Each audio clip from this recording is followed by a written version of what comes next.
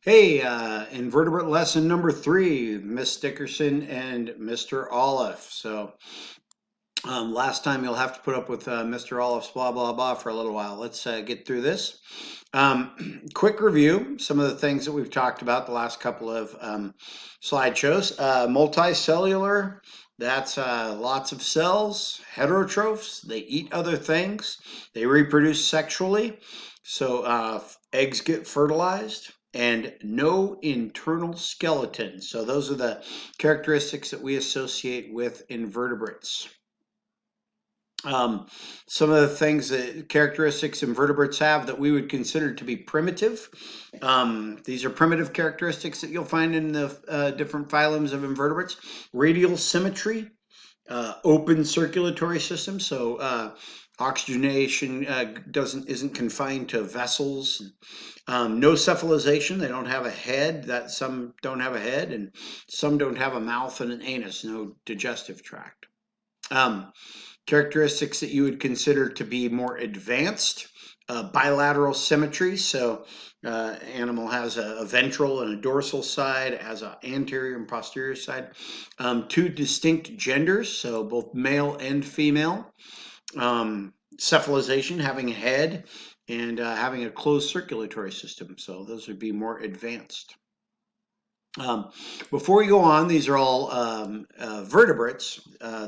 These guys all have bones, so birds, reptiles, mammals, amphibians, and the like. Um, Before we go on to these guys, there's just one couple things I wanted to go over. One kind of last little thing to delve into with regards to invertebrates. Um, there's some upsides and downsides with sharing our world with invertebrates, and wanted to kind of go through some of those with you. Some of the downsides.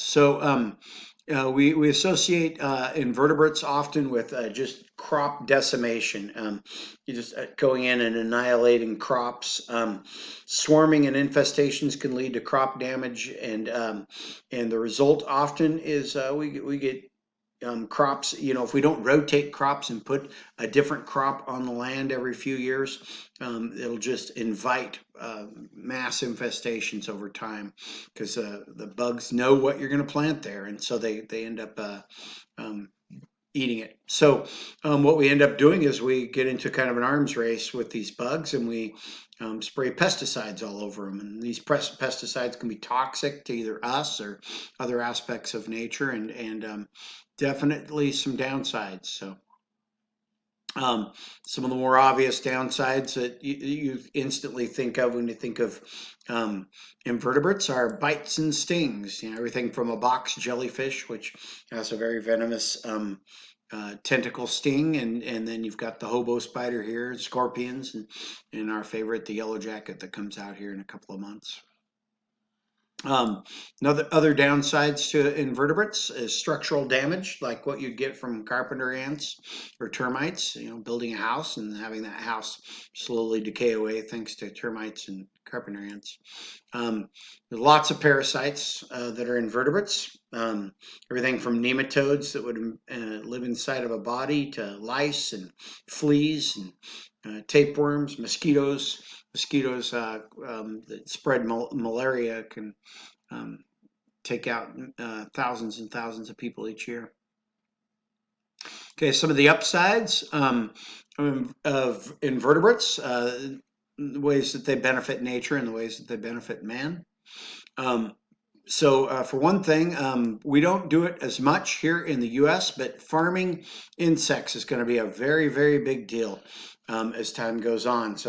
It is already a big deal, and in most of the places that are not of European descent.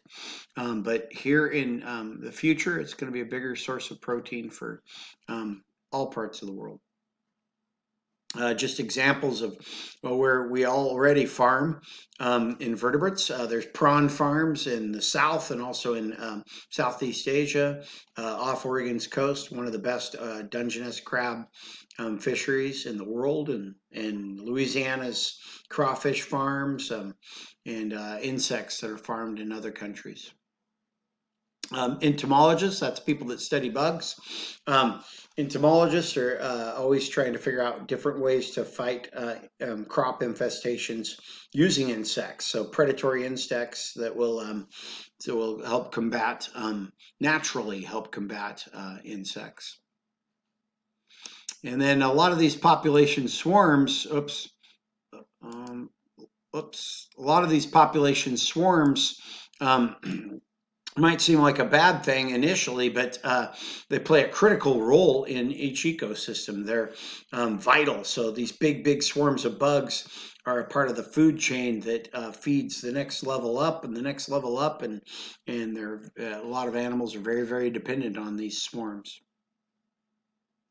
One example I just wanted to talk about for a little bit, back in the 70s, 60s in South Carolina, if you lived there by the coast and you like to go crabbing and fishing and things like that, you would back your pickup truck to the beach, and when the horseshoe crab, which isn't really a crab, it's more closely related to a spider, it's an arachnid, but anyway, when it would come up and lay its eggs in the surf once a year, you just fill your truck bed with horseshoe crabs. There was no limit. You could kill as many as you wanted and take them and freeze them, and then you could use them for crab bait all year. And people did it to the point of really trimming the population of the horseshoe crab. It went from being a big annual thing where these horseshoe crabs were coming up onto the beach in droves to, whoa, where'd they go? One of the unforeseen consequences. There's a bird from Argentina that travels clear up to the Arctic, but one of its pit stops on the way, it doubles its weight in South Carolina by eating the eggs from the horseshoe crab.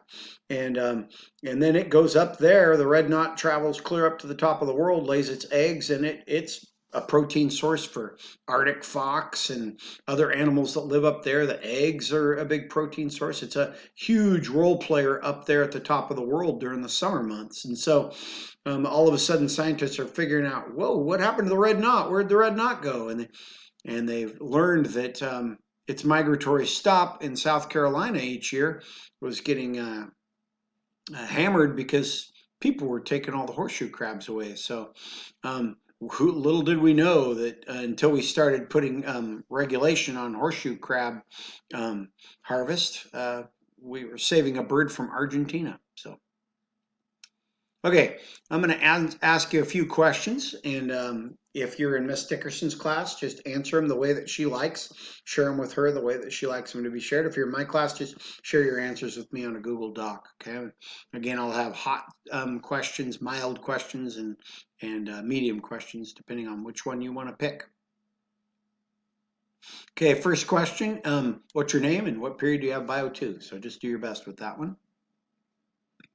All right. Question number 2. What are 2 things all invertebrates have in common? That's your mild question. What are 2 primitive traits that you might find in invertebrates? And your hot question, give an example of an invertebrate that has an advanced symmetry, but a primitive circulatory system. So that's question number 2. Come back to that if I have time. Otherwise, just pause it. All right, question number 3. What are 2 problems that are caused by invertebrates? Medium. Can you think of a problem caused by invertebrates that's really only a problem from man's point of view, not necessarily a problem for nature as a whole? So we might not like it, but it's not necessarily bad for nature. And your hot question, can you give a hypothetical example of how eliminating a pest, because it's negatively impacting man, could have dire consequences in other parts of an ecosystem?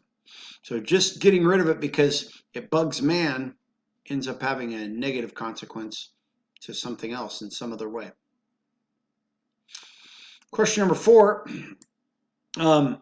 Give 2 examples of how humans depend on invertebrates as a food source. Your medium question, what is an example of insect protein that is consumed by humans in other parts of the world but not yet commonly consumed in the US? And your hot sauce question, why are scientists supporting the future development of insect farming and consumption everywhere? think of how much energy it takes to make a cow versus how much energy it takes to make a cricket.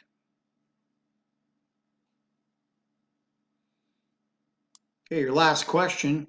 Why is the story of the red knot and the horseshoe crab important when you're studying invertebrates? I'm going to go back through those questions real quick, and this will be it for all of this invertebrate unit. Here we go. First question, who are you? And when do you have Bio 2?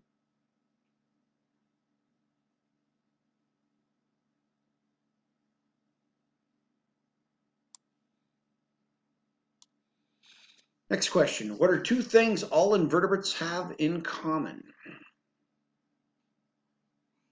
Or, what are two primitive traits that you might find in invertebrates? Traits that we would consider less evolutionarily advanced. And your hot sauce question, give an example of an invertebrate that has an advanced body symmetry but a primitive circulatory system.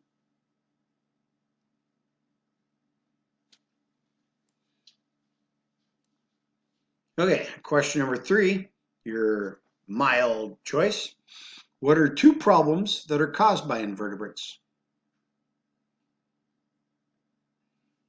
Your medium. Can you think of a problem caused by invertebrates that's really just a problem for man, but not necessarily a problem for nature as a whole? So something that might bug us, but really it isn't bugging bats, and it's not bugging swallows, and it's not bugging blue jays. So anyway, your hot sauce question, can you give a hypothetical example of how eliminating a pest because it bugs man could have dire consequences in other parts of an ecosystem?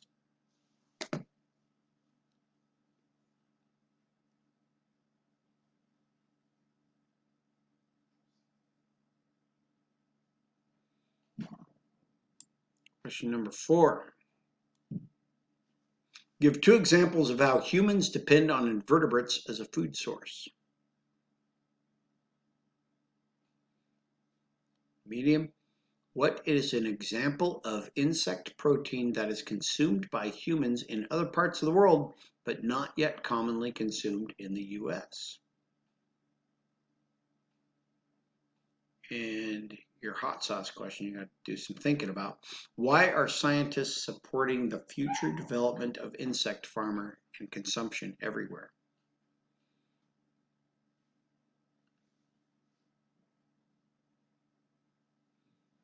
Last question. Why is the story of the red knot, it's the name of the bird, and the horseshoe crab an important example? All right, it's been fun, and we're going to delve into vertebrates next. So hopefully just learning the different body systems of invertebrates has set you guys up to learn about vertebrates, and you'll crush that. Keep those answers coming to us so that we can keep filling out our grade book and keep you guys going to June and keep on learning.